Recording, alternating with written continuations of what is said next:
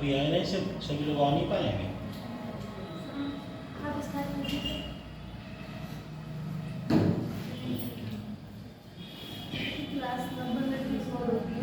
हाँ।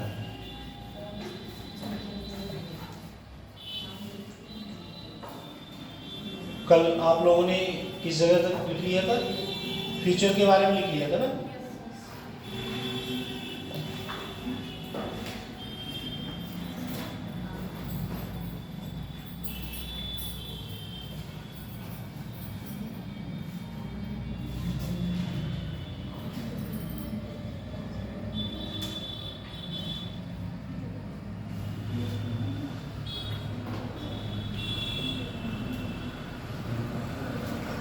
टॉपिक चल रहा था silent future of Indian society.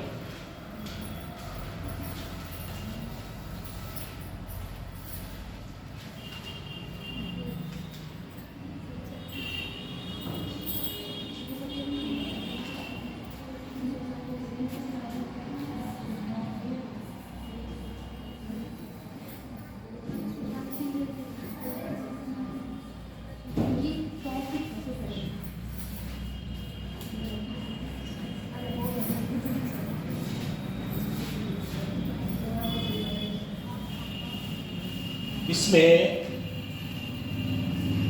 एक समाजशास्त्री थे जिनका नाम था फिशर।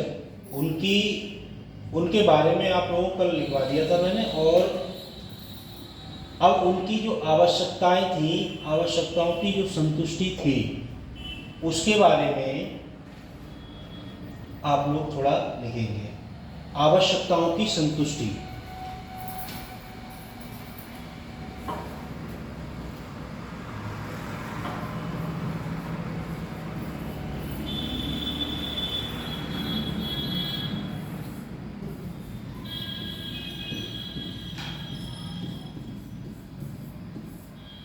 संतुष्टि जो थी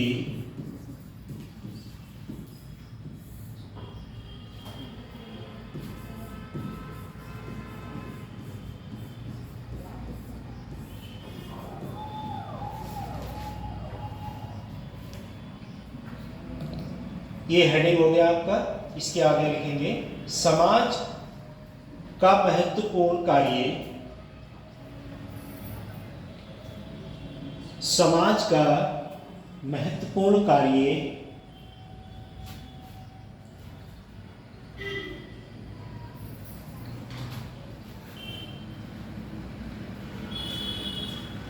है कि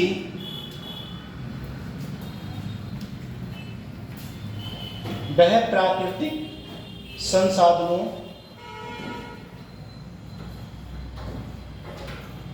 व साधनों का उपयोग व समुचित वितरण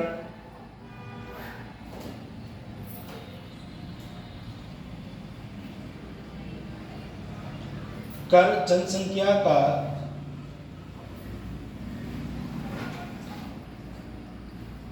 भरण पोषण करे।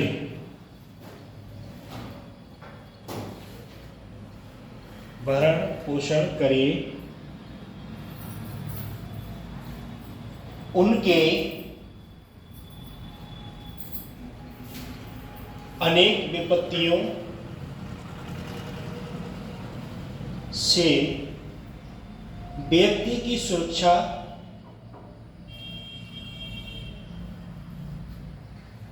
की समुचित व्यवस्था करे।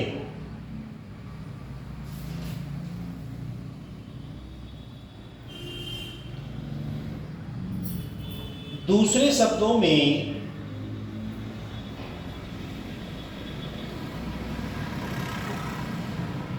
समाज व्यक्ति को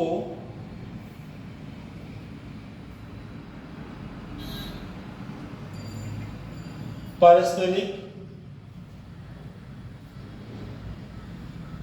अंतक्रियाओं का क्षेत्र। समाज व्यक्ति को पारस्परिक अंतक्रियाओं का क्षेत्र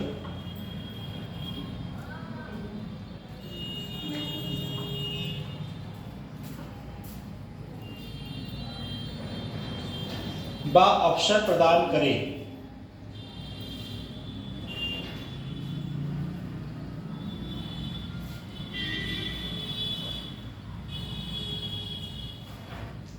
अनुकूल परिस्थितियों का निर्माण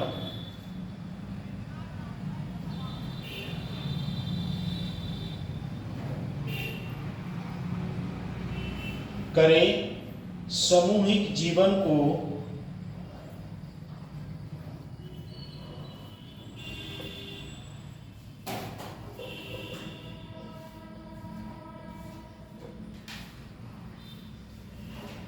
संचालित, नियमित व व्यवस्थित करें।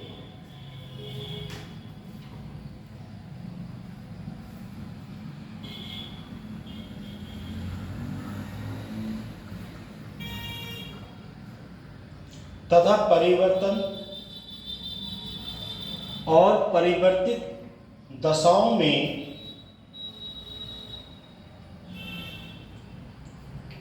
व्यक्ति के संबंधों में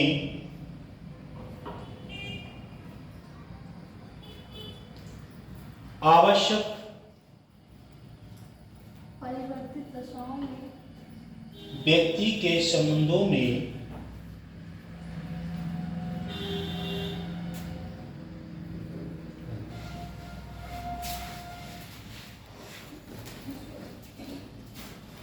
आवश्यक परिवर्तनों को व्यक्ति के संबंधों में आवश्यक परिवर्तनों को स्वीकार करें।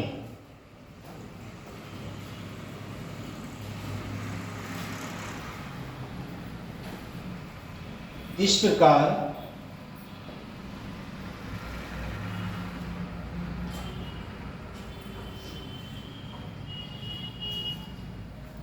स्पष्ट है कि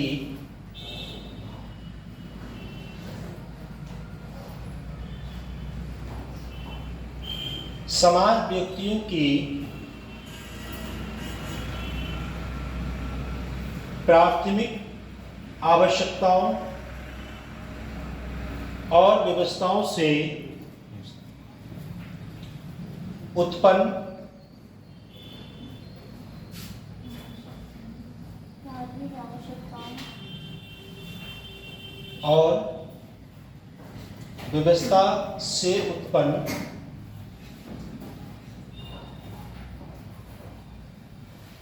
व्यक्ति तथा समूह की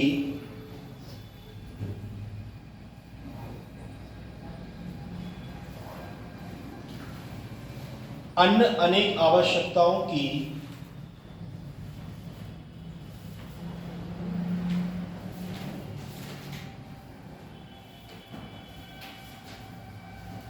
संतुष्टि के अवसर प्रदान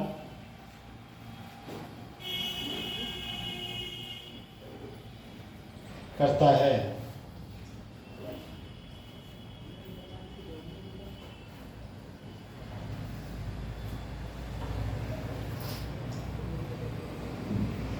नोट कर लिया सब लोगों ने?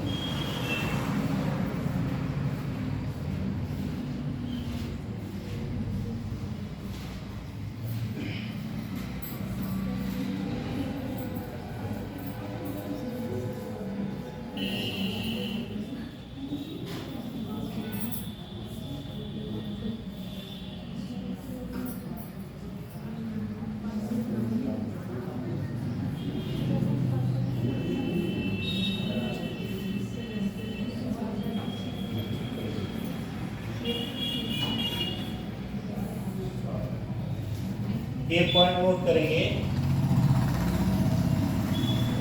स्वयं का विकास। हाँ, दिख रहा है सब लोगों को? स्वयं का या स्व का विकास? स्वयं का विकास। ऐसे आधा स्व है, फिर पूरा का है। मानी बोलेगा। नहीं, स्वयं किया। दोबारा रिपीट कर देंगे। हो गया।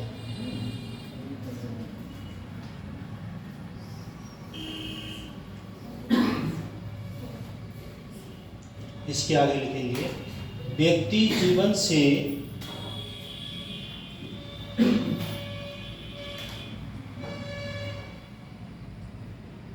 ना तो सामाजिक होता है और ना ही समाज विरोधी।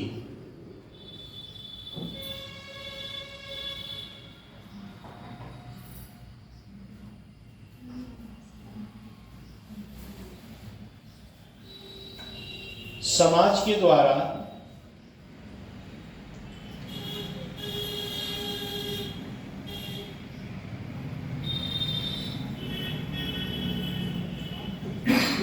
ही जैविकीय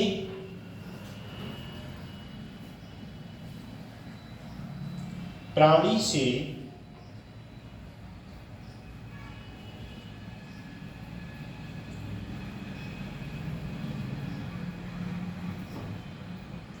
एक सामाजिक प्राणी में विकसित होता है।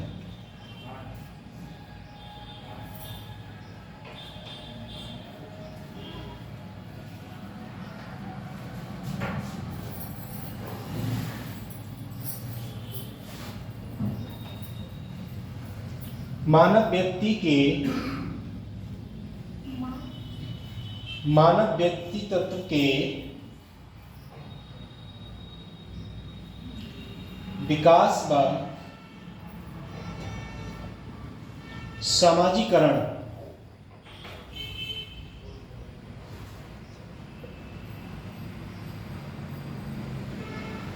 के संदर्भ में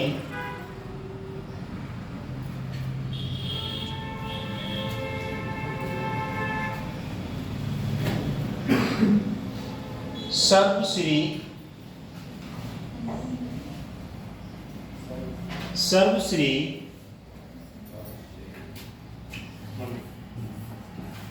मीट और कूले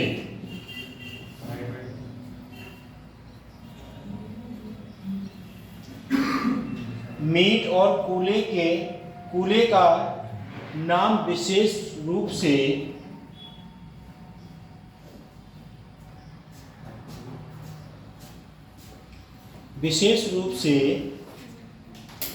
उल्लेखनीय है।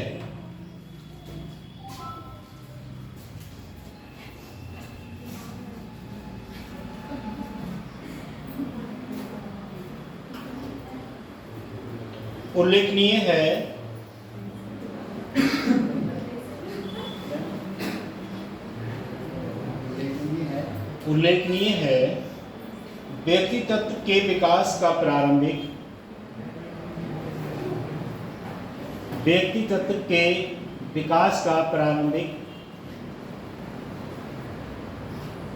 आवाज नहीं आ रही, पहुंच रही आवाज आप लोगों को?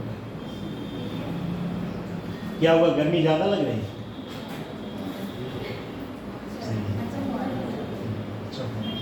ये विंडो खुली रहती होगी ना, रात को कोई बंद नहीं करता होगा,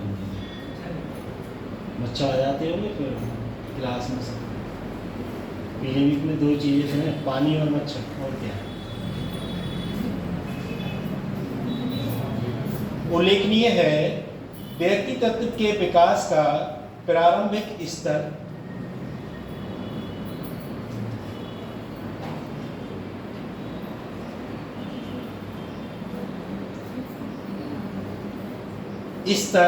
ये वाला पॉइंट नोट कर लो। इसके आगे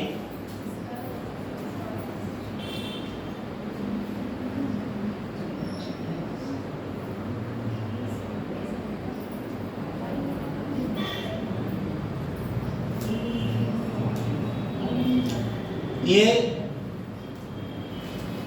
विकास ही व्यक्ति के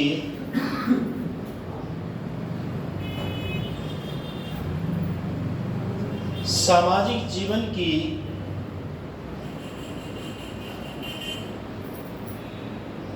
क्षमता का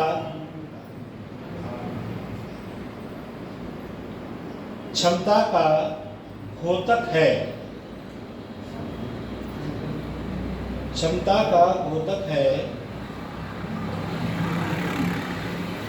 जो निसंदेह व्यक्ति और समूह की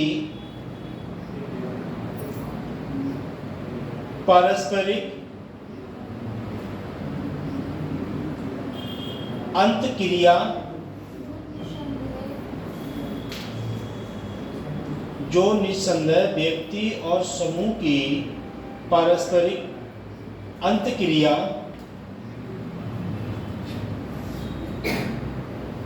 बा अंत संबंधों से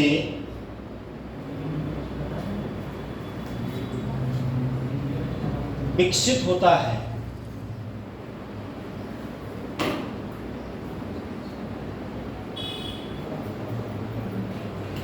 इस प्रकार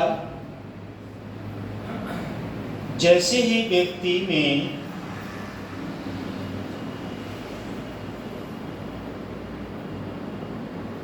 एक स्वयं सत्ता आ जाती है,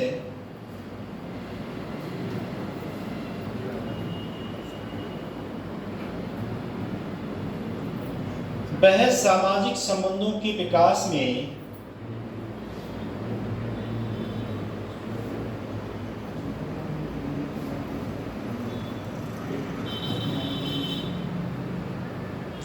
सक्षम हो जाता है।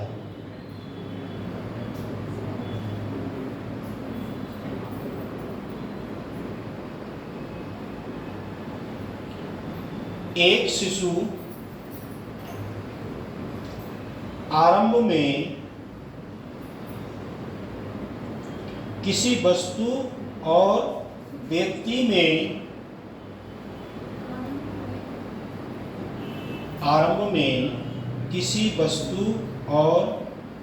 में भेद नहीं कर पाता है।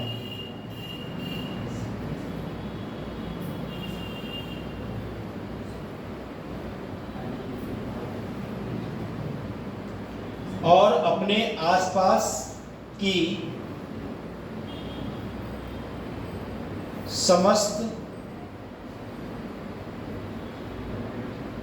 वस्तुओं को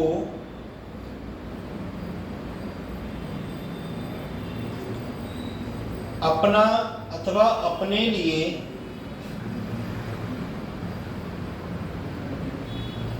ही समझता है।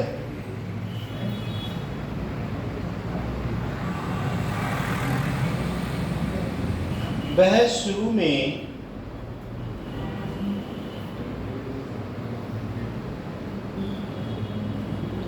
अकेले अपने ही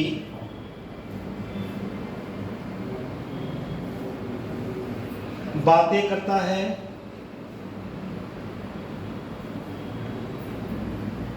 हंसता है, खेलता है, लेकिन पारस्परिक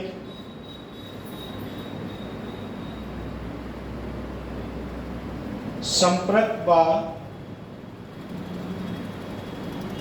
पारस्परिक क्रियाओं के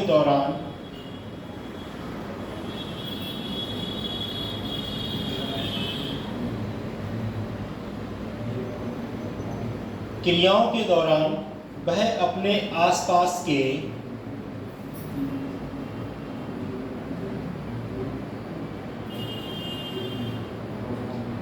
दूसरों में भी अपने समाज का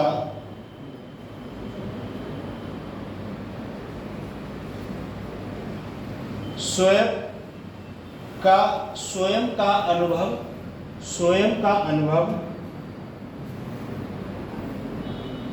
करने लगता है।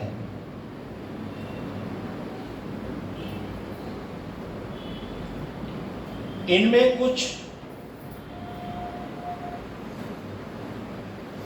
ऐसे भी होते हैं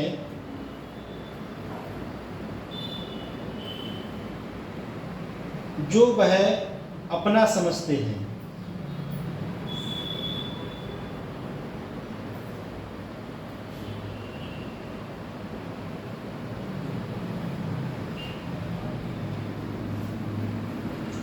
जबकि कुछ को बाहरी जो अपने हैं उन्हें हम, और जो दूसरे हैं उन्हें हम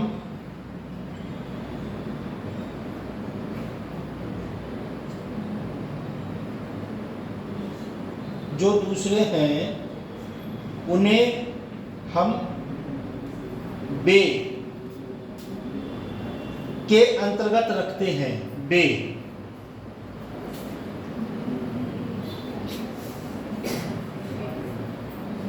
के अंतर्गत रखते हैं।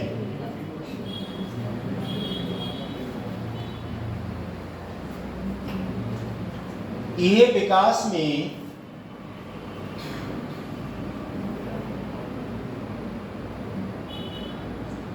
हम और हम से बे के रूप में, हम और हम से बे के रूप में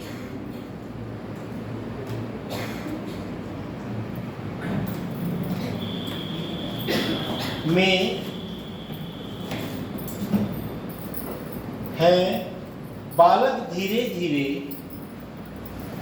अब इसमें सोशलॉजी में साइकोलॉजी का भी चैप्टर मिक्सअप है। ये साइकोलॉजी का चैप्टर इसमें ज्वाइंट है, उसके बच्चे के बारे में बता रहे हैं। ये बालक धीरे धीरे दूसरों के साथ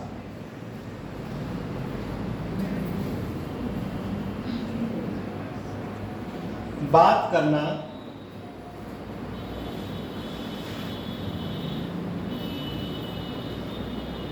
खेलना सीखता है। दूसरों के साथ उसका विचार एवं व्यवहार का आदान प्रदान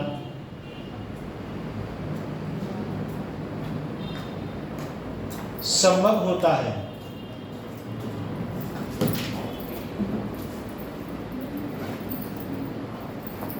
वह स्वयं केंद्रिता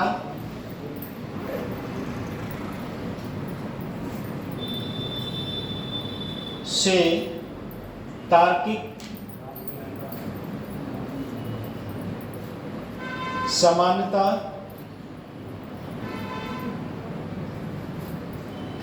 की ओर बढ़ने की स्थिति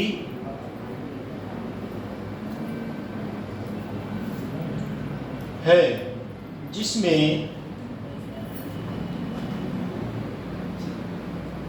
व्यक्ति में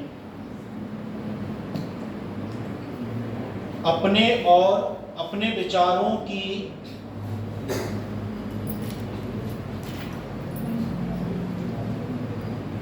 दुनिया से जिसका वह एक भाग है,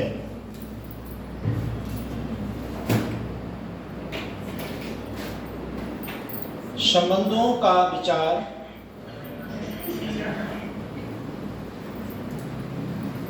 पैदा होता है, किंतु व्यक्ति में क्या बात है?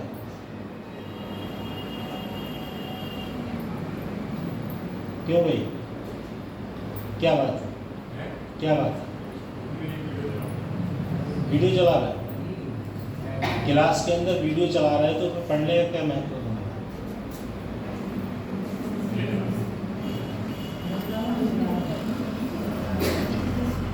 बेटा क्लास के अंदर डिसिप्लिन में रहो। ऐसा नहीं मैं यहाँ नया पढ़ा रहा हूँ। आप अगर अपने कैरियर को बनाना चाहते हो तो आपको अपने आप खुद से सोचना समझना पड़ेगा, और कोई आपको गाइड कर सकता है। पढ़ना और अपने माइंडिंग कैपेसिटी लगाना ये आप पे डिपेंड करता है। वीडियो चलाओ, जो कुछ चलाओ, ये आपका महत्व है। और क्लास के अंदर इनडिसिप्लिन करोगे तो उससे आपको कोई लाभ नहीं होगा, सिर्फ आपका लॉस होगा। मेरा कुछ नहीं, मैं तो पढ़ा रहा हूँ और पढ़ाने के बाद मेरा सेशन पूरा हो जाएगा, मैं चला जाऊँगा। और ऐसा नहीं मैं आप जैसे बच्चों को पहली बार पढ़ा रहा हूँ, मैं असिस्टेंट प्रोफेसर की पोस्ट पे चयनित हूँ और अब से नहीं कई सालों से पढ़ा रहा हूँ। और जितनी आप लोगों की एज है इतनी साल मुझे पढ़ाते हुए हो गए।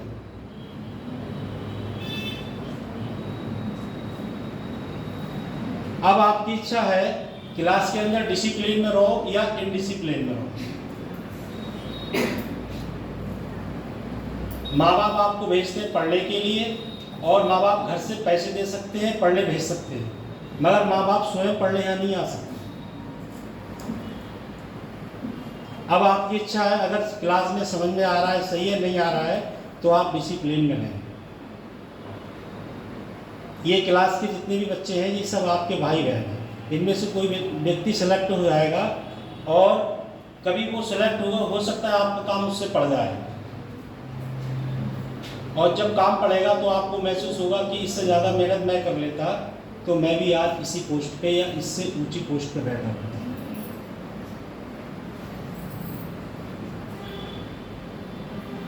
गलत कह रहा हूँ? अभी आपके पास जो चीज़ है उसकी वैल्यू आपको महसूस नहीं होगी, और जब वो चीज़ नहीं होगी आपके पास तब आपको ज़्यादा महसूस होगी।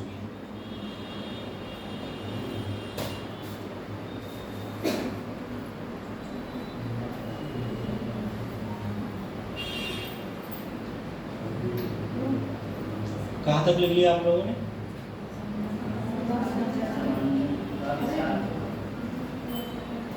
संबंधों का विचार पैदा होता है, ये लिख लिया। किंतु व्यक्ति में स्वयं का विकास तथा दूसरों का अनुकरण एवं दूसरों से व्यवस्थित करना का गुण केवल समाज में ही संभव है।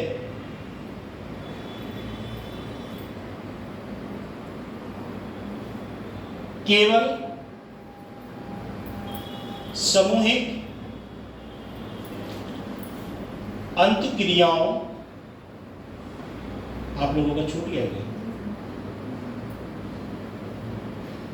अंतक्रियाओं व पारस्परिक आदान प्रदान के द्वारा संभव होता है। इसके अभाव में समाज का अपना एक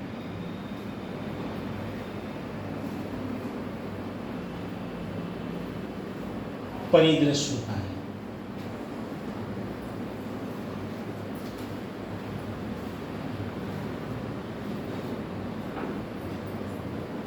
अब जो बच्चों का अगर छूट गया है तो आप अपने साथ वाले से किसी से एक फोटो उसकी क्लिक कर लें और अपने पास नोट कर लें। अब मैं इसके लिए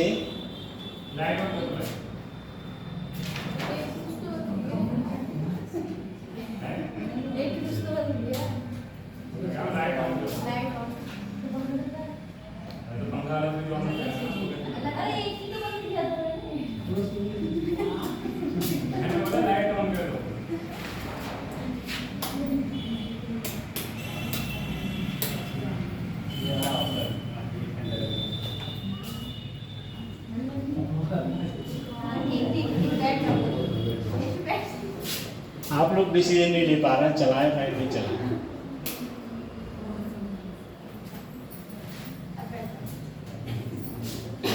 जो आवश्यकता थी, अब मैं इसे एक्सप्लेन करूंगा और आप लोग थोड़ा ध्यान से सुनना, जिससे कि आप लोगों को समझ में आ जाएगी। आवश्यकताओं की संतुष्टि, जैसे जो समाज है या परिवार है या कोई धर्म है या किसी व्यक्ति की विशेष आवश्यकता है, उसकी महत्वपूर्ण आवश्यकता इसलिए है कि उस व्यक्ति के लिए रोटी कपड़ा मकान की आवश्यकता हर व्यक्ति के लिए जरूरी है और वह उस आवश्यकता को पूर्ण करने के लिए कार्य करता है। जैसे आप लोग क्लास ले रहे हैं और आपका लक्ष्य है कि हमें पढ़ लिख के एक अधिकारी बनना है, तो ये एक आपकी क्या है, आवश्यकता है और इस आवश्यकता को पूरा करने के लिए आपको विभिन्न प्रकार के प्राकृतिक संसाधन उपयोग, विभिन्न प्रकार की पुस्तकें, विभिन्न प्रकार का ज्ञान आपको प्राप्त करना पड़ेगा और जब ज्ञान प्राप्त करेंगे तो आपको एग्जाम में किसी भी प्रकार की विपत्ति या किसी प्रकार की समस्या का समाधान करने के लिए आपके पास उसकी संतुष्टि के लिए और उस चीज़ को हल करने के लिए आपको पहले से ज्ञान होगा। उसके बाद समुचित व्यवस्था और सुरक्षा। अगर सुरक्षा व्यवस्था आपके पास और आप उस चीज़ को समझे हुए हो तो उस चीज़ का आप निस्तारण कर सकते हो।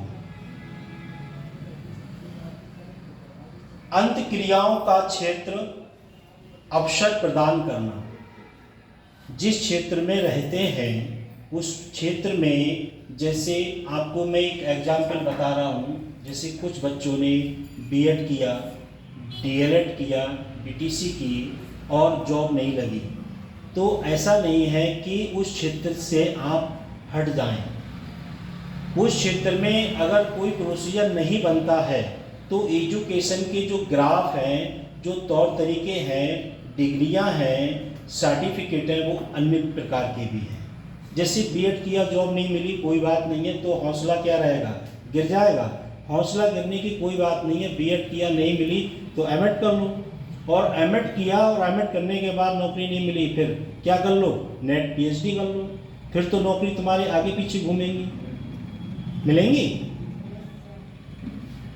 क्यों? जब आपके पास योग्यता है और कॉन्फिडेंस है तो आपको ऐसा नहीं है एक डिग्री से अगर मतलब नौकरी नहीं मिल रही है तो लोग क्या हौसला गिरा देते हैं अपना। अगर कोई व्यक्ति एक बार फेल हो जाता है तो क्या पढ़ना छोड़ देगा? अब तो कोई बात ही नहीं है। अब तो एजुकेशन ऐसी हो गई है कि फार्म भर दो, बस पेपर दो, पास हो जाओगे। जब हम लोगों का समय था तो 33 नंबर लाना बहुत बड़ी बात थी। 100 में 33 नंबर लाने के लिए पूरी साल मेहनत से पढ़ना पड़ता था और अब तो 30 नंबर स्कूली वाले दे देते हैं और उसके बाद कॉपी में लिखे आओ, पास हो गए। जो आपके परिवार में जो पुराने लोग होंगे पढ़े हुए, उनसे मालूम करना पहले की पढ़ाई कैसी थी। अभी जो बच्चे क्लास के अंदर इनडिसिप्लिन कर रहे हैं, क्योंकि अब सरकार का ऐसा नियम हो गया, किसी बच्चे के लिए आप विशेष रूप से कुछ नहीं कह सकते। और पहले क्या था कि अगर किसी बच्चे ने हंस भी दिया क्लास के अंदर तो टीचर निकाल के गेट के बाहर खड़ा कर देता था। नियम ऐसा नियम था। और अब की पढ़ाई में पहले की पढ़ाई में बहुत अंतर था। उसके बाद जो अनुकूल परिस्थितियां हैं, इनके निर्माण के बारे में नियमित व्यवस्था होना चाहिए। जो परिस्थिति हैं उनकी नियमित व्यवस्था होना चाहिए और परिवर्तित दशाओं के साथ व्यक्तियों में संबंधित में आवश्यक परिवर्तन होना चाहिए और उन परिवर्तनों को व्यक्ति को स्वीकार करना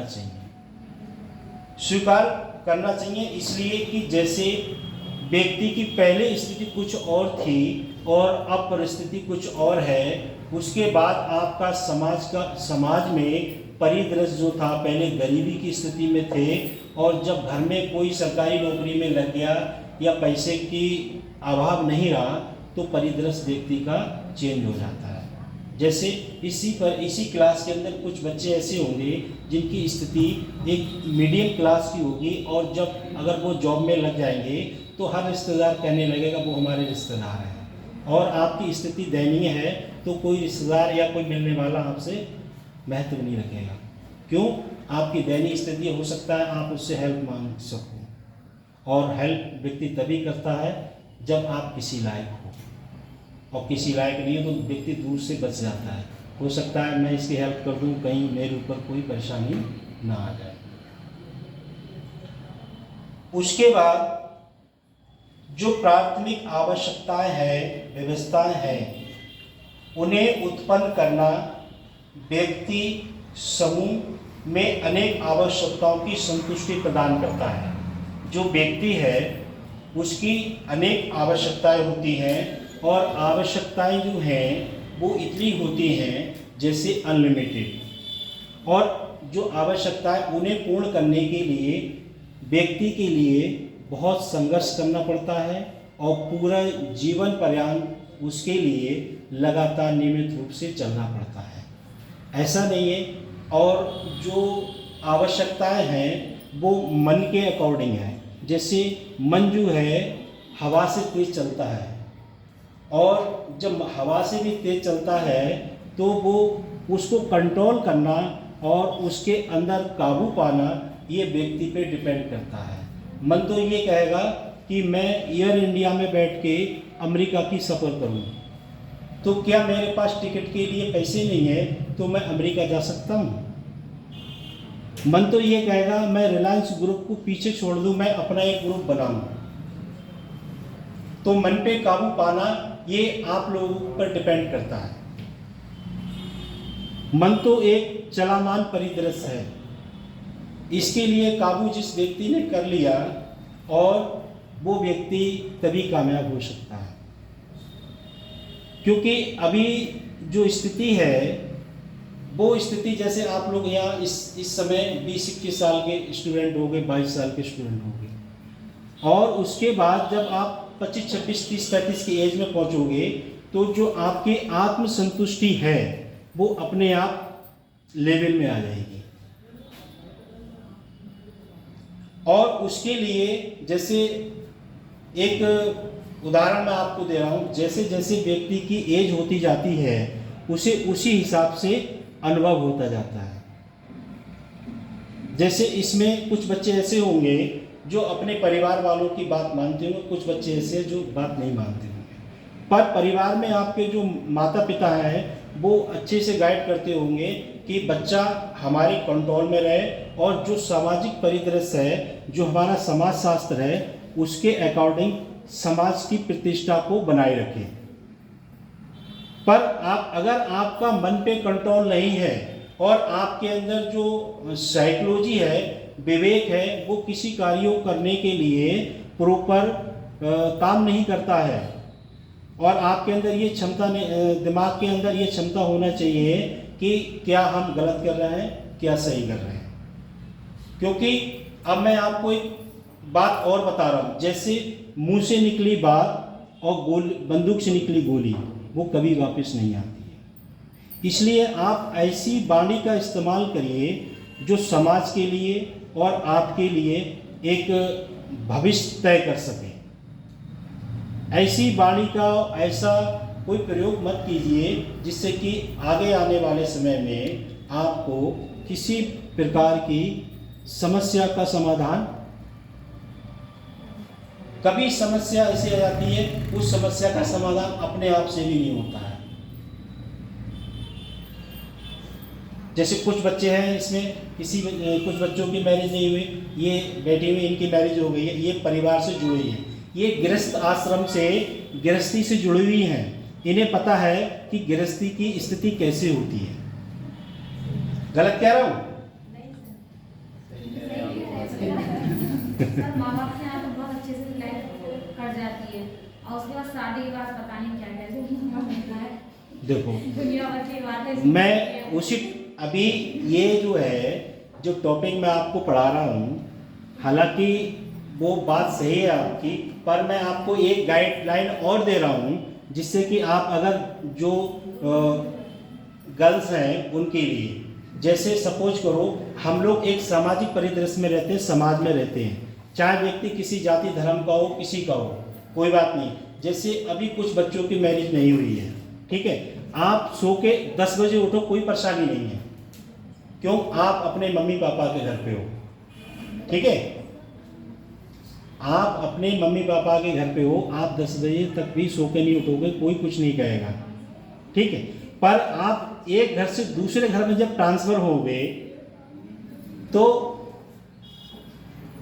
सुन लो थोड़ा, जब आप इस घर से दूसरे घर में जब ट्रांसफर होगे, ठीक है, और ट्रांसफर होने के लिए कम से कम 10-5 लाख रुपए भी देना पड़ते हैं, कम से कम, ठीक। और जब आप वहां जाओगे तो सुन लो, 1 मिनट सुन लो, जब आप वहां पहुंचोगे तो जो प्रक्रिया आप अपने घर अपना रहे थे, आप वहां वो प्रक्रिया नहीं अपना पाओगे। क्यों? आप यहाँ चल रहे थे, इस स्थान पे चल रहे थे अपनी इच्छा के अनुसार और मम्मी पापा के अनुसार, ठीक। अब जिस जगह आप जाओगे वहां आपकी प्रक्रिया बंद हो जाएगी, वहां आप प्रक्रिया चलोगे उनके अकॉर्डिंग, वो आदेश जो देंगे उसके अकॉर्डिंग आपको कार्य करना पड़ेगा। क्योंकि जो समाज है उसमें विभिन्न प्रकार के लोग, जब वहां जाओगे वहां की जो लोग हैं उन्हें समझने में आपको काफी समय लग जाएगा, और जब तक उन्हें समझोगे तब तक 10-5 सालें निकल चुकी होंगी। और या तो अपना परिवार में कैसे भी काट लोगे जिंदगी, दूसरे के परिवार में जब जाओगे तो आपको सुबह ही आदेश मिलेगा कि आप उठिए और सबसे पहले चाय बना दें, और जो ना उठे उसकी उंगली पकड़ो, चाय में डूबे हुए दे दीजिए, है नहीं? जैसे मैं कह रहा हूँ कुछ लोग ऐसे भी हैं, तो वो अकॉर्डिंग आपको, चलो वो तो हंसी की बात हो रही है, पर ऐसा करना मत, और वो अकॉर्डिंग आपको उसके उस परिवार के अकॉर्डिंग आपको चलना पड़ेगा।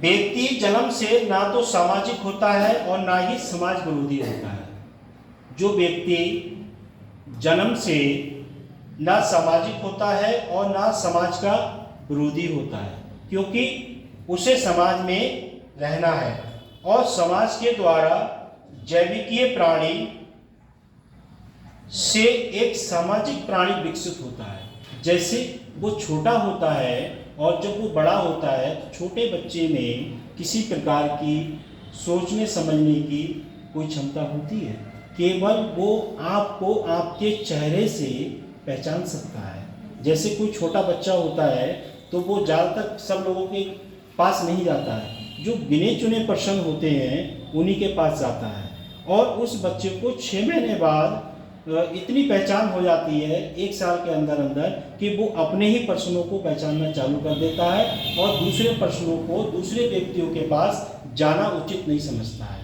उसका रीज़न क्या है कि जैसे जैसे वो विकसित होता है, चाइल्ड डेवलपमेंट में आता है, उसकी जो बौद्धिक क्षमता है पहचानने की, देखने की, जैसे जैसे वो बढ़ता है उसके अकॉर्डिंग वो वैसे ही पहचानता है। उसके बाद जो मानव है उसका एक व्यक्ति तत्व है।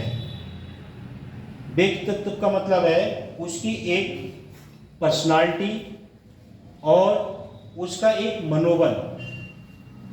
जैसे कुछ लोग ये चाहते हैं मैं किसी से कोई मतलब नहीं रखूं, कुछ लोग ये चाहते हैं मैं सबसे मतलब रखूं, और जो सबसे मतलब रखते हैं उन्हें कुछ ना कुछ सीखने को मिलता है, और जो किसी से मतलब नहीं रखता है तो उससे भी लोग मतलब नहीं रखते हैं।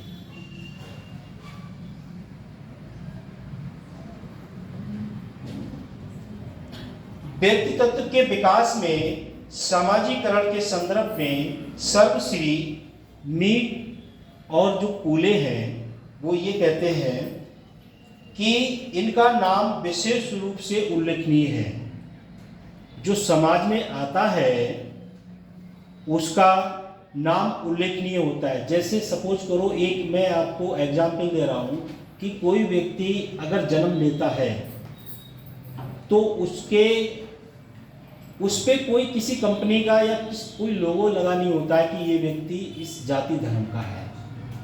जो व्यक्ति जिस जाति धर्म में, जिस समुदाय में जन्म ले लेता है तो वो व्यक्ति उसी जाति धर्म समुदाय का कहलाता है। जैसे किसी व्यक्ति ने पंडित में शर्मा लोगों में जन्म ले लिया तो वो शर्मा हो गया। कोई व्यक्ति गंगवारों में जन्म ले लिया तो गंगवार हो गया। किसी ने ठाकुरों में जन्म ले लिया, ठाकुर हो गया। किसी ने मौर्य में जन्म ले लिया तो मौर्य हो गया। जिस परिवार में, जिस समुदाय, जिस धर्म में, जिस परिलक्ष्य में उसने जन्म ले लिया तो वो व्यक्ति उसी का कहलाएगा। अब जिस समाज है, समाज में विभिन्न प्रकार की प्रतिष्ठा है, मान सम्मान है। जैसे जैसे क्रूस ये चलता रहता है वैसे वैसे लोगों का अपना विशेष एक महत्व होता है।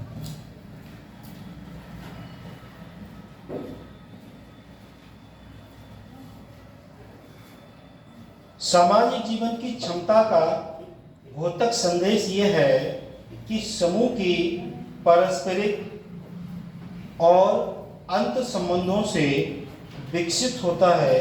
जैसे कि व्यक्ति में एक स्वयं की सत्ता आ जाती है।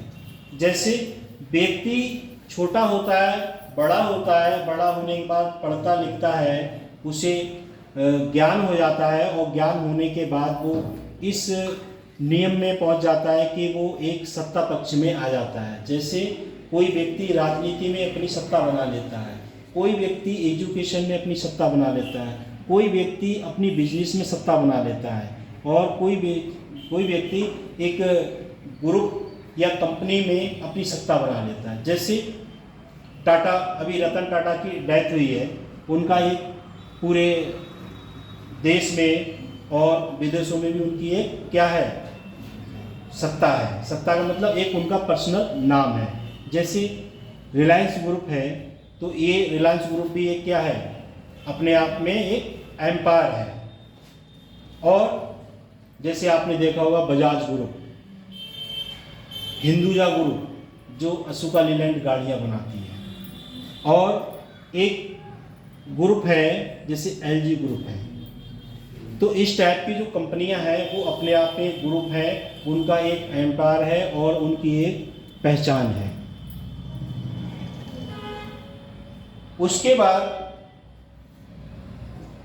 वो जब सत्ता में आना चाहते हैं तो जब जैसे आप लोग यहाँ एजुकेशन लर्न कर रहे हो तो सत्ता में तभी आओगे जब मेहनत करोगे। ऐसी किसी एम्पायर को बनाने के लिए या किसी उद्योग को बनाने के लिए या किसी संस्था को बनाने के लिए बहुत मेहनत करना पड़ती है। जैसे आपके पीलीभीत में बहनर स्कूल है। बहनर स्कूल के जो मालिक हैं वो किसी समय किसी और स्कूल में पढ़ाते थे। अब किसी समय उनका दिमाग ऐसा डेवलप हुआ, जो दिमाग का स्किल होता है, जैसे आप लोग लगातार पढ़ते रहते हो तो पढ़ने से कभी कभी दिमाग में कुछ नहीं फंसता है और कभी 24 घंटे में दिमाग में ऐसा फंस जाता है कि जैसे कंप्यूटर में उस चीज़ को सेव किया जाता है, वो बात कभी दिमाग से नहीं निकल सकती। तो उनके द्वारा एक बहनर स्कूल की स्थापना की गई और आज पीलीभीत का, मेरे एरिया में आप लोगों को ज़्यादा जानकारी होगी कि पीलीभीत बैनर में पीलीभीत में स्कूल जो बैनर है वो टॉप मोस्ट में आता है।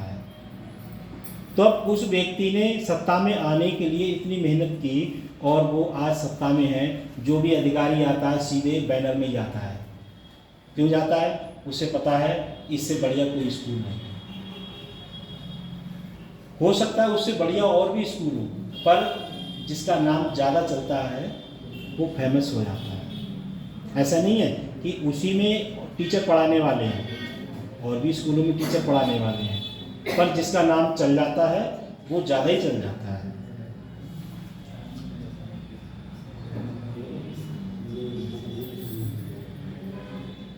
सामाजिक संबंधों के विकास में सक्षम हो जाते हैं।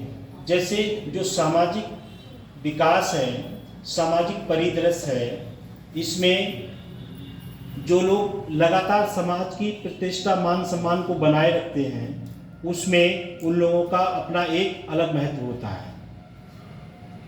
जैसे कोई व्यक्ति समाज के लिए बहुत कुछ करता है और जब तक वो जीवित रहता है और रहने के बाद लोग उसे याद करते हैं, और जब वो व्यक्ति का अंत हो जाता है, व्यक्ति मृत्यु पा जाता है, तो उसे लोग याद करते हैं। जैसे हमारे देश में एक सरदार वल्लभ भाई पटेल थे।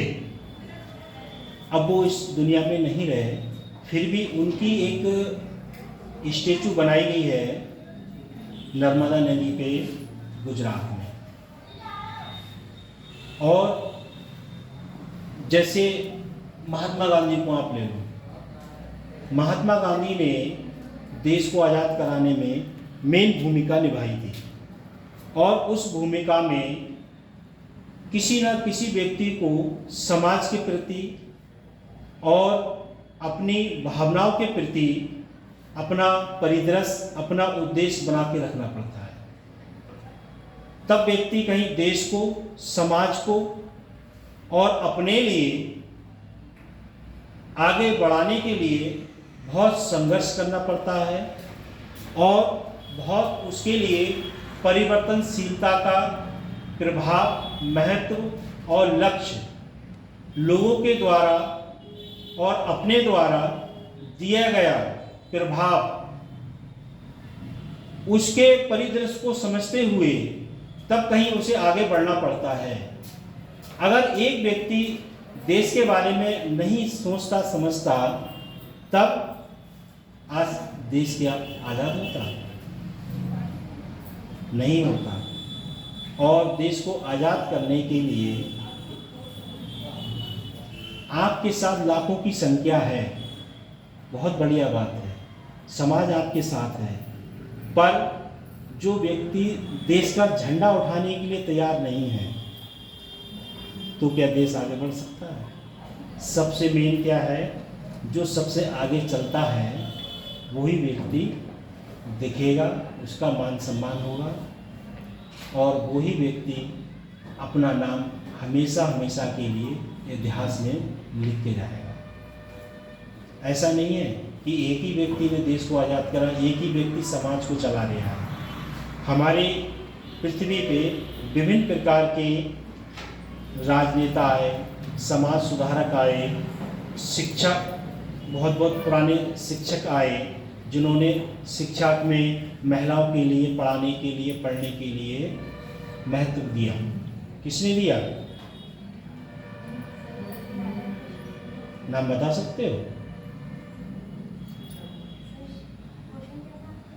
मेरा क्वेश्चन ये था, महिलाओं के लिए, पढ़ाने के लिए, आगे बढ़ाने के लिए कौन सी ऐसी महिला थी जिस सावित्रीबाई फुले जो थी, वो एक ऐसी महिला थी जो आप लोग यहाँ दिख रहे हो आज, वो केवल उन्हीं की देन। क्योंकि अब से 20-30 साल पहले, 30 साल पहले लड़कियां बहुत ना के बराबर पढ़ती थी। जिनका परिवार शिक्षित है, वो तो अपने बच्चों के लिए पढ़ने के लिए भेज देते थे, और जो व्यक्ति शिक्षित नहीं थे, उनका ये समाज के प्रति प्रतिष्ठा थी कि लड़कियों को पढ़ा के क्या करोगे, ऐसा था। पर आज के दौर में, आज का जो समाज है, उस समाज में सबसे ज़्यादा लड़कियां आगे हैं। अभी एक लड़की ने MBBS टॉप किया है MJP रूरकेला यूनिवर्सिटी। पता है? नहीं पता है। न्यूज़पेपर भी पढ़ा करो, न्यूज़पेपर से भी आपको बहुत ज्ञान मिलेगा, क्योंकि ये बेसिक बातें बहुत ज़रूरी है।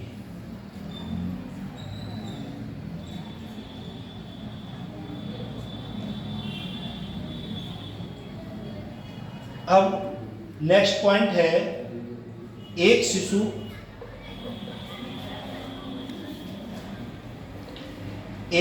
जो है,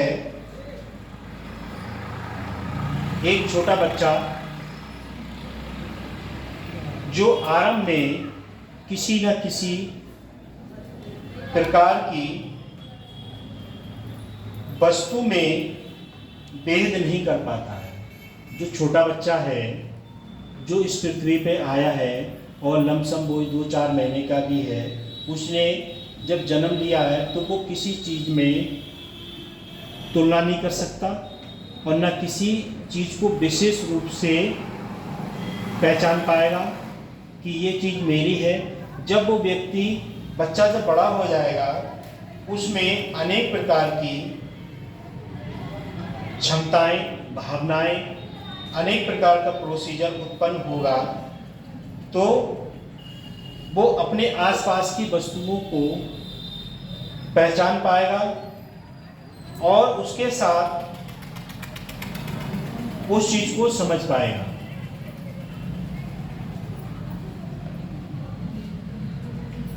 वह अपने अकेलेपन को महसूस नहीं कर पाएगा क्योंकि वो इतना छोटा है, उसे पूर्ण रूप से इतना ज्ञान नहीं है कि मुझे क्या करना है। उसके जो पालन पोषण करता है, चाहे उसके पापा हों चाहे उसकी मम्मी हों, उनके अकॉर्डिंग उनका फेस पहचान के वो अपनी प्रतिक्रिया को उत्पन्न करेगा और उस क्रिया के अकॉर्डिंग वो अपनी पहचान से अपना जीवन यापन, अपना जो भी उसका देखरेख वाले हैं उसके अकॉर्डिंग उसको पालना पड़ेगा और उसमें अनेक प्रकार के अकेले बातें करने की मनोबल प्रवृत्तियाँ होती। जैसे कोई बच्चा अकेले अगर छोटा है और वो अकेले लेटा हुआ है तो वो अपने आप ही बोलने लगता है और हाथ पैर तेजाई से फेंकने लगता है और जब उसे कुछ दिखेगा तो मुंह से आवाज़ निकालने की प्रतिक्रिया को अपनाएगा। पर उसकी जो कैपेसिटी है, उसकी जो क्षमता है छोटे बच्चे की, वो उसके अकॉर्डिंग अपनी आवाज़ को निकालने की पूरी प्रतिक्रिया को अपनाता है। फिर जैसे उसके सामने कोई व्यक्ति पड़ेगा, चाहे उसके पापा हो, मम्मी हो, भाई बहन कोई भी हो या परिवार का कोई व्यक्ति हो, तो उसे देख के हंसेगा और बोलने के लिए प्रयास करेगा।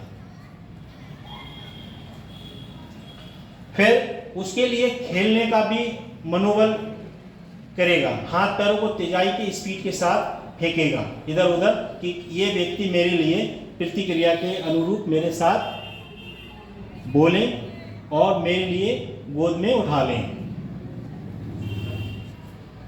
लेकिन पारस्परिक संपर्क व सामाजिक प्रतिक्रियाओं के दौरान वह अपने आसपास दूसरों में भी अपने समाज का अनुभव करने लगता है। जैसे बच्चा जैसे जैसे शैशवावस्था में होता है, शैशवावस्था के साथ साथ बाल अवस्था में आता है और बाल अवस्था के साथ साथ जो है वो फिर 13 से 18 में जब पहुंचता है तो वो एडोलेसेंस किशोरावस्था में पहुंच जाता है। फिर वो किसी की बात सुनने को तैयार नहीं रहता है, इधर बात समझाओगे और दूसरे गेट से निकल जाएगा।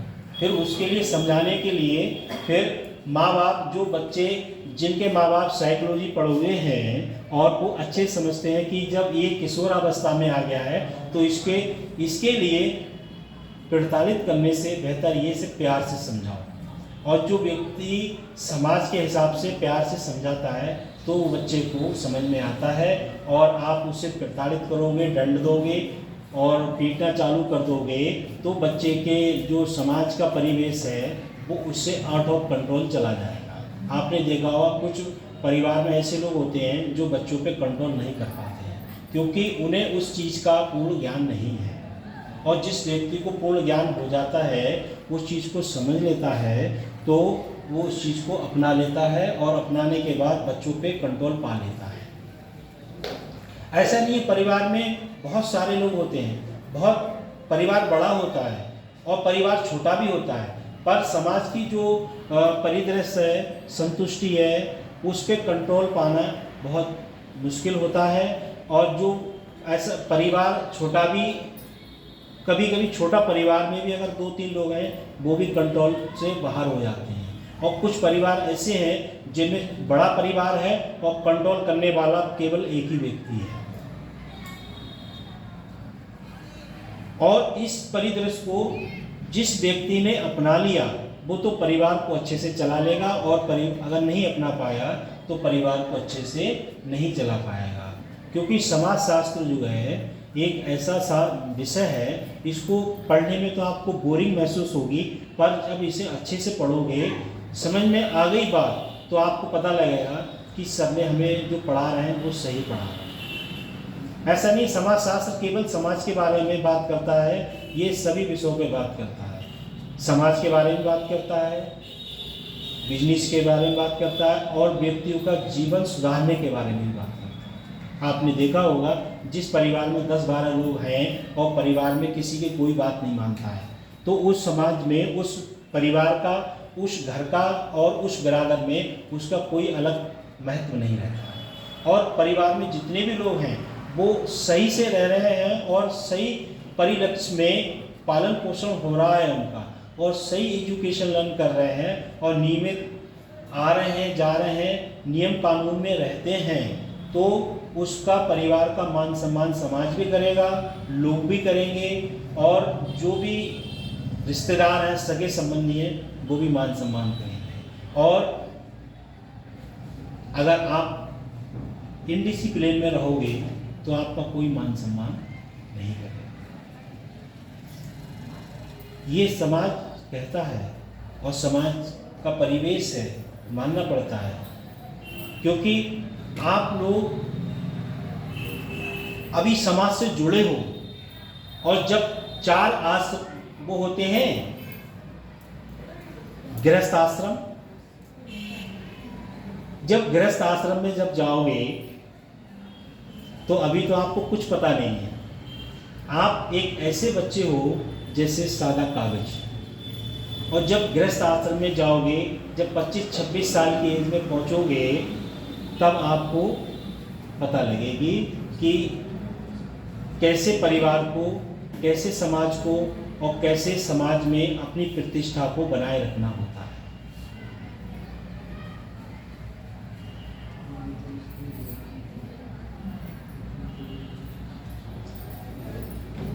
उसके बाद जब कोई बाहरी समझ या अंदरूनी समझ या लोगों के द्वारा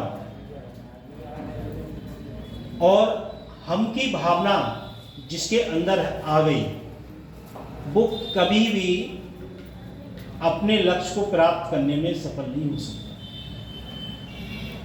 क्योंकि आप ये समझो कि आप सब लोग एक साधारण व्यक्ति हो, और साधारण होने के साथ साथ आप कितने भी पैसे वाले हो, तो आपके अंदर ये नहीं आना चाहिए कि मैं इस क्लास में सबसे पैसे वाला हूं। अगर आपके अंदर ये बात दिमाग में बैठ गई तो ये समझो कि आपका अस्तित्व कुछ नहीं। और जिस व्यक्ति का अस्तित्व कुछ नहीं होता है, वो व्यक्ति किसी लायक नहीं रहता है। आप समाज में रहते हो, समाज को लेके चलना है और समाज के अकॉर्डिंग आपको रहना है।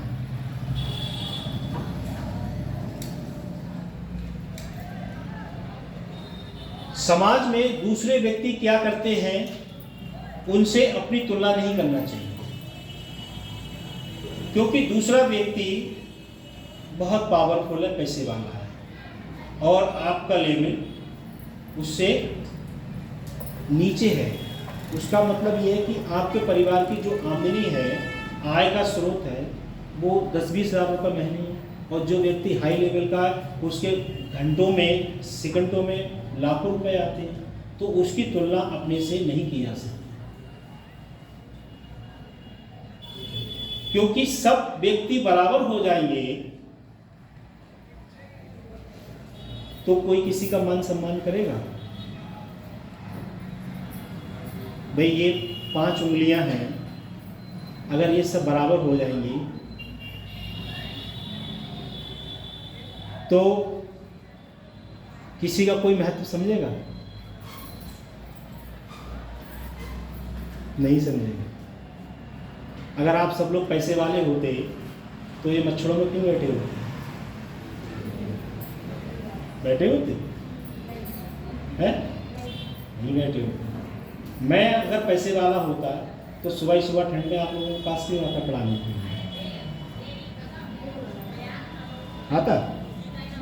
नहीं आता। तो ऊपर वाले की जो सृष्टि है, जो परिदृश्य है, वो ऐसा है कि सबको उनकी क्षमता के अनुसार रखा गया है। विचारधारा तो मेरी भी ऐसी कि मैं IAS अफसर बनूं और जिस क्षेत्र में जाऊं तो मेरे पीछे 8-10 गाड़ियां हों और SDM, CDO, BDO, लेखपाल पीछे कि सर साइन कीजिए, साइन यह कीजिए। पर सोची विचारधारा होती है वो किसी कामयाब होती है। अगर सब लोग ये सोचने लगे तो फिर ये E-Tech, B-Tech, M-Tech क्यों करें?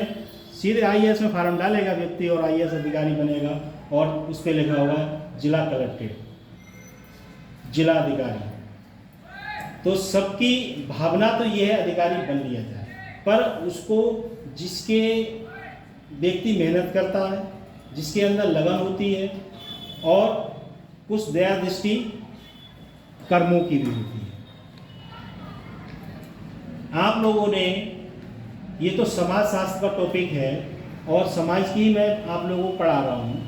आप लोगों ने देखा होगा, चाहे वो गीता हो, महाभारत हो, कुरान हो, बाइबल हो, किसी भी समुदाय का सार्वजनिक ग्रंथ आप उठा कर देखो, उसमें सीधा लिखा हुआ है कि जो व्यक्ति जैसा कर्म करेगा उसको वैसा ही फल मिलेगा। फल भी अकॉर्डिंग उसी के मिलता है। ऐसा नहीं है कि व्यक्ति कोई मेहनत कर रहा है उसे फल नहीं मिल रहा है, ऐसा नहीं है।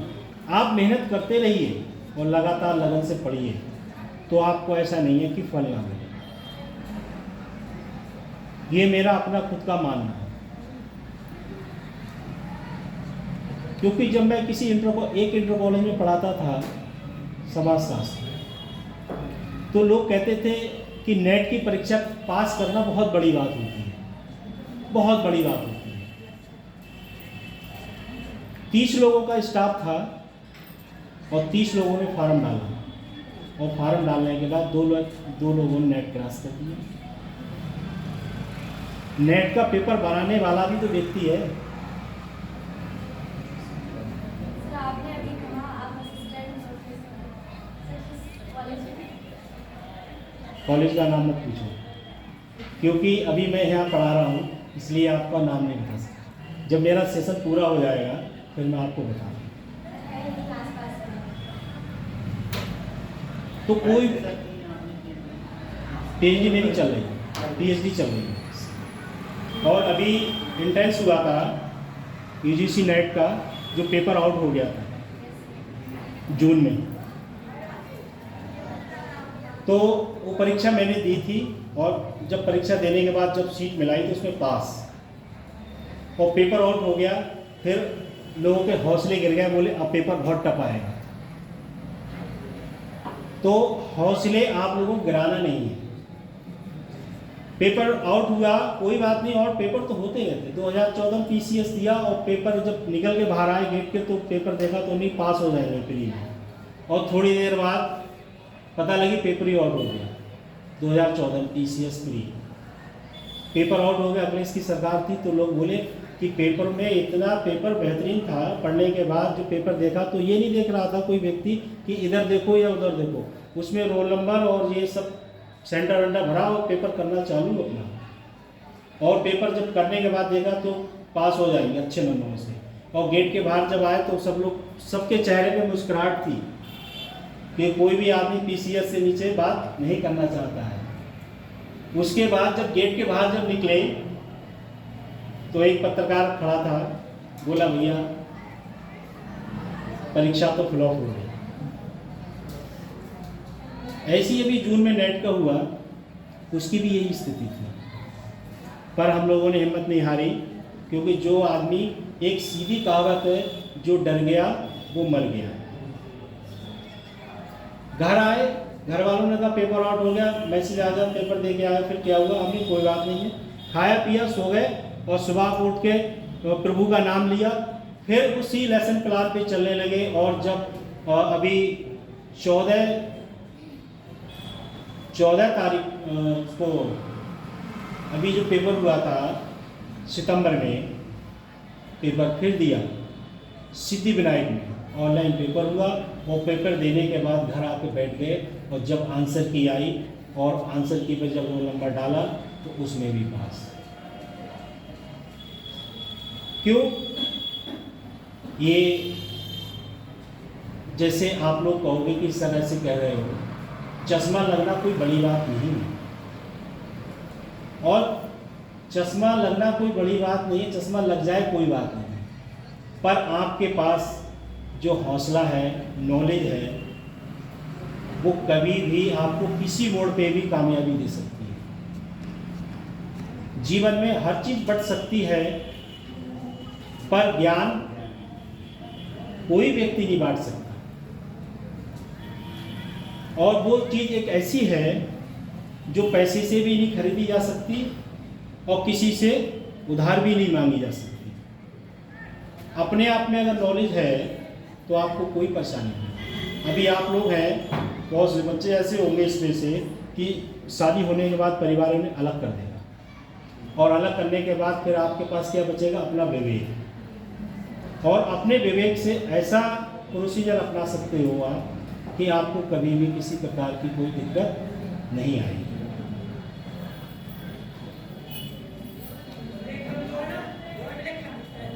जिससे दूसरों के साथ विचार एवं व्यवहार का आदान प्रदान संभव हो।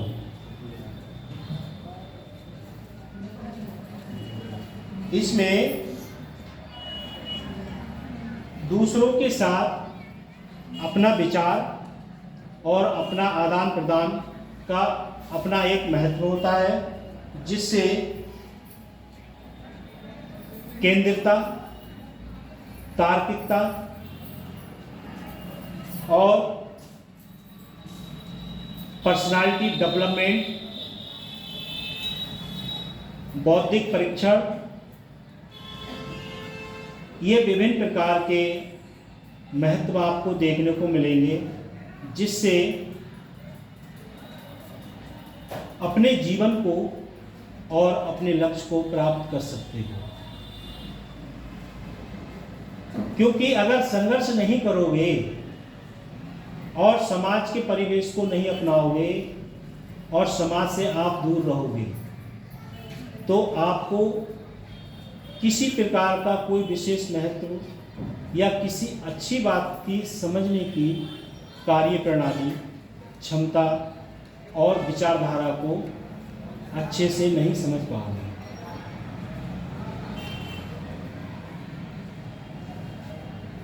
उसी ओर बढ़ते हुए स्थिति में, जिस स्थिति में आप लोग समाज के प्रति और जो मीड हैं, कूले हैं, वो ये कहते हैं कि चारों तरफ दुनिया में, दुनिया है, विश्व है, उसमें अनेक देश सम्मिलित हैं, जिसमें एक भाग भारत का भी है। उस भाग में हम भी लोग भी रहते हैं, उसमें रहते हैं, और व्यक्ति जो है विकास के परिदृश्य को अपनाते हैं। दूसरों के अनुकरणों के द्वारा व्यक्ति अपने अस्तित्व, गुण और समाज में हर संभव प्रतिष्ठा, मान सम्मान, सामूहिक क्रियाएं, प्रतिक्रियाएं, मूल प्रवृत्तियों को अपनाते हैं, जिससे सभी प्रकार की आत्मसंतुष्टि, निर्भरता, मौलिकता, सार्वभौमिकता, पश्चिमीकरण, औद्योगिकरण और श्रमिक प्रणाली को अपनाते हुए, जैसे आप लोग तैयारी कर रहे हो और तैयारी करने के साथ साथ कुछ बच्चे ऐसे होंगे जो सेलेक्ट भी हो सकते हैं, कुछ बच्चे ऐसे हैं कि उनका आत्म मनोबल पूर्ण तैयार नहीं है, कुछ बच्चे ऐसे होते हैं कि परीक्षा को देने जा रहा है, मनोबल रास्ते में टूट गया तो वहीं से वापस आ रहा है।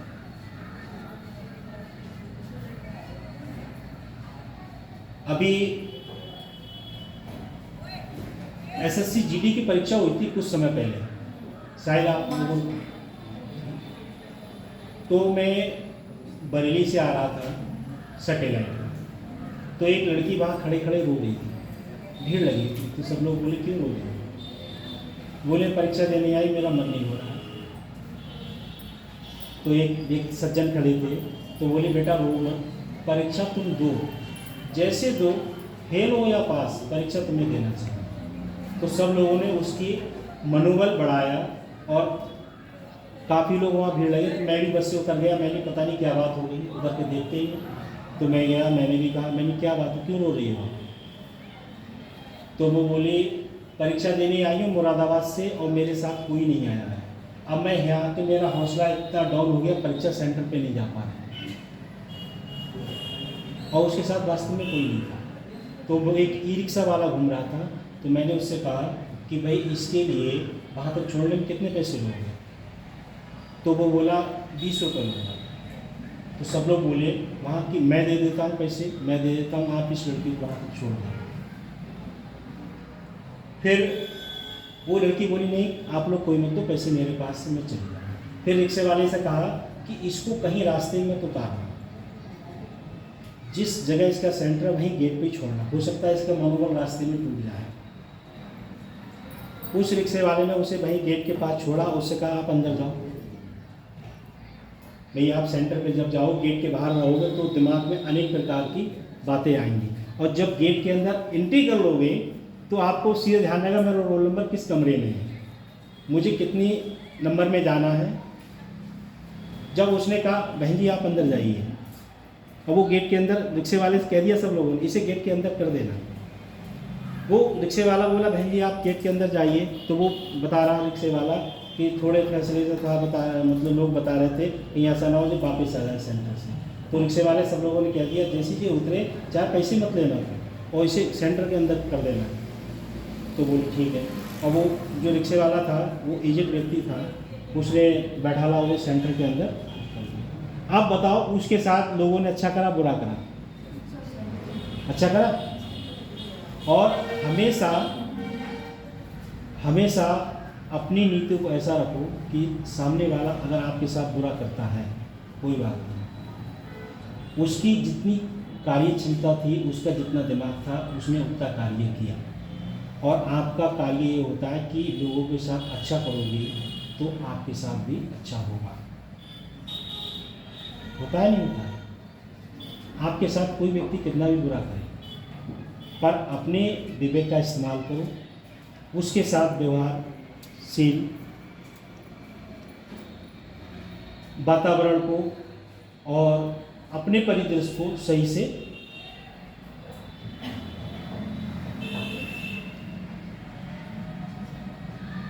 उसके बाद जो अंत क्रियाएं हैं उनमें पारस्परिक आदान प्रदान संभव हो और विभिन्न प्रकार की सामाजिक परिदृश्य को अपनाना चाहिए, जिससे कि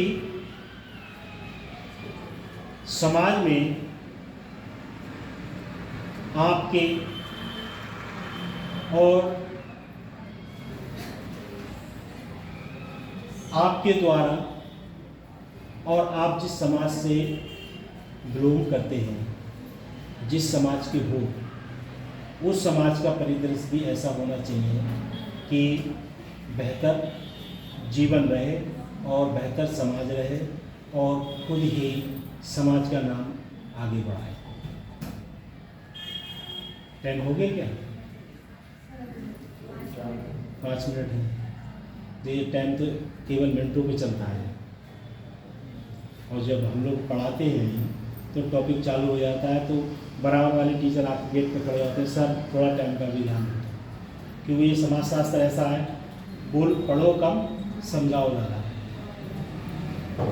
ये स्थिति देखो, सब लोग जो है थोड़ा ध्यान करो, मैं आप लोगों को बेसिक बातें समझा रहा हूँ, उस पर ध्यान करना। समाजशास्त्र सोशलॉजी ऑफ फादर अगस्त कामरे। ठीक है, इनका जन्म 1798 में और मृत्यु 1857 फ्रांस में। इमाई दुर्खिम का नाम सुनते ही समझ लोगे आप दुर्खिम हिंदू है या मुस्लिम है। ये अल्पसंख्यक व्यक्ति थे और इनका जन्म 1858 से और 1917 फ्रांस में हुआ। और हर्बर्ट स्पेंसर जो थे, हर्बर्ट स्पेंसर, ये सब समाजशास्त्री व्यक्ति हैं। जब आप लोग एग्ज़ाम देने जाओगे तो लगभग आपके लिए 4-5 इस टाइप के समाजशास्त्री मिलेंगे और वहाँ क्वेश्चन ऐसा नहीं आएगा कि फादर ऑफ सोशलॉजी कौन है, ऐसा नहीं आएगा। वहाँ क्वेश्चन ऐसा आएगा, 4 ऑप्शन होंगे और सामने वाले की एग्जामिनर मत काट देता है कि भाई इसमें ये है, आप कैसे इसे लिखोगे। तो हर्बर्ट स्पेंसर जो थे 1820 ईस्वी में और इनकी जो मृत्यु हुई 1903 में ब्रिटेन में। उसके बाद मैक्स वेबर, जो मैक्स वेबर थे ये भी समाजशास्त्री थे। इनका जन्म 1864 से 1920 तक और जन्म स्थान है इनके जर्मनी। जो समाजशास्त्र है, समाजशास्त्र सबसे पहले अमेरिका विश्वविद्यालय येल यूनिवर्सिटी में सबसे पहले स्थापना उसकी वहीं की गई थी और हमारे भारत में मुंबई विश्वविद्यालय में सबसे पहले अर्थशास्त्र के साथ समाजशास्त्र को जोड़ा गया। और समाजशास्त्र मुंबई विश्वविद्यालय से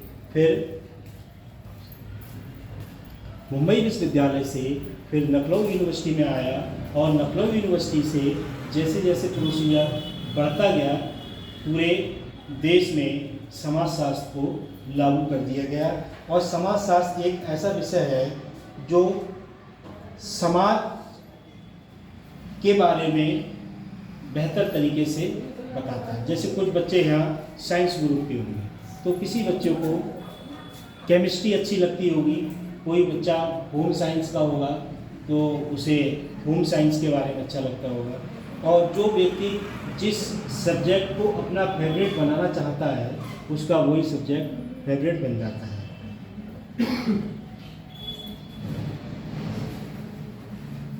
जो समाजशास्त्र है वो मिस्र जो था 1914 में क्या हुआ,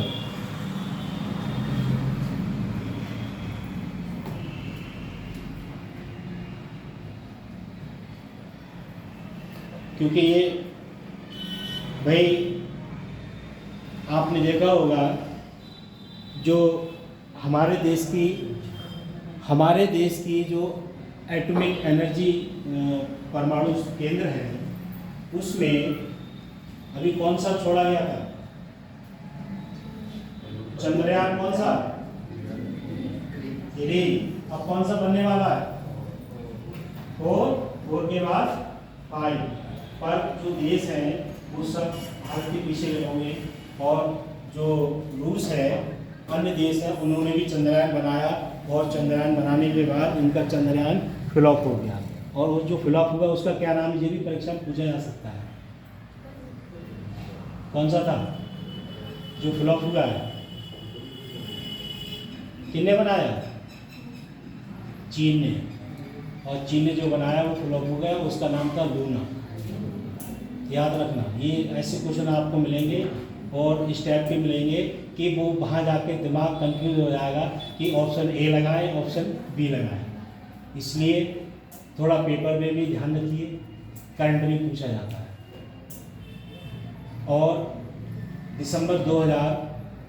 जनवरी 2021-22 से और दिसंबर 2024 तक का करंट सब पढ़ डालो, करंट सब उठा के एकदम पढ़ डालो।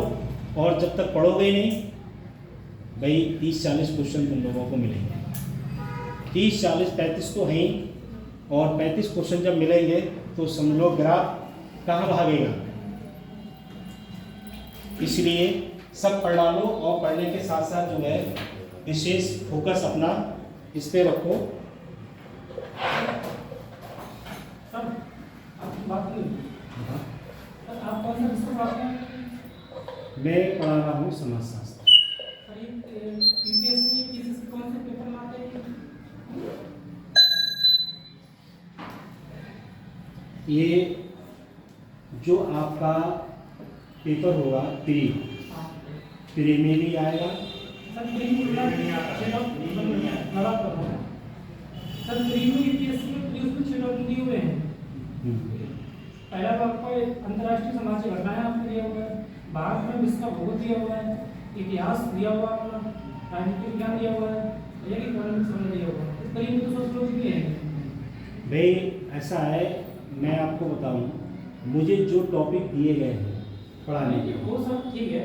ठीक है, क्योंकि मैं जैसे किसी जगह हूँ उसे बंद कर दूँ, आता है बंद करना उसे करो। और सर जहाँ तक बात मेंस की है, मेंस में दिया हूँ, दिया हूँ